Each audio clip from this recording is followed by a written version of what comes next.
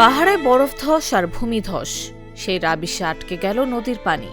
উজানে তৈরি হলো অস্থায়ী এক কৃত্রিম লেক, কিন্তু সেটি যে মুহূর্তের মধ্যে ভয়াবহ মৃত্যু ফাঁদে পরিণত হবে তা কেউ বুঝতেও পারেনি।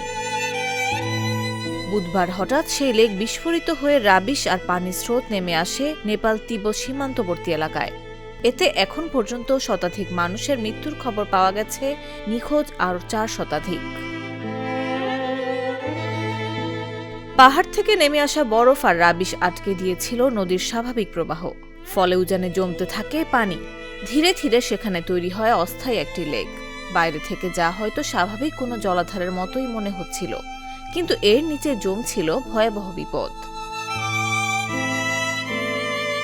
নেপালের হাইড্রোলজি ও মেটেওরোলজি বিভাগের কর্মকর্তারা বলছেন, চীনের দেয়া স্যাটেলাইট ছবিতে মিতেরি সেতু থেকে প্রায় 20 কিলোমিটার উজানে রাবিশ জমে থাকার চিত্র দেখা গেছে। বরফধস ও ভূমিধসের কারণে তৈরি হয়েছিল সেই বাঁধ, আর বাঁধের পেছনে জমতে থাকে বিপুল পরিমাণ পানি।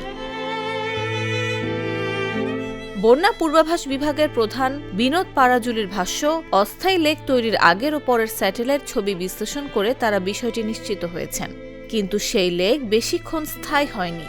বুধবার হঠাৎ সেটি বিস্ফোরিত হলে একসঙ্গে নেমে আসে জমে থাকা পানি আর পাহাড়ের রাবিশ। আর এখানে ভয়াবহ হয়ে ওঠে পরিস্থিতি। শুধু পানি হলে হয়তো ক্ষয়ক্ষতি এতটা ভয়াবহ হতো না, কিন্তু পানির সঙ্গে মিশে থাকা বিপুল রাবিশ পরিণত হয় ধ্বংসের স্রোতে। মুহূর্তে ভেসে যায় নিচের জনপদ ও স্থাপনা, প্রাণ হারান শতাধিক মানুষ, এখনও নিখোঁজ 4 শতাধিক।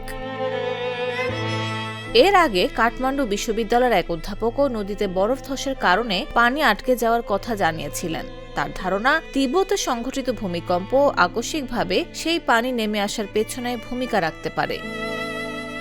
নিউজ ডেস্ক, জাগো নিউজ।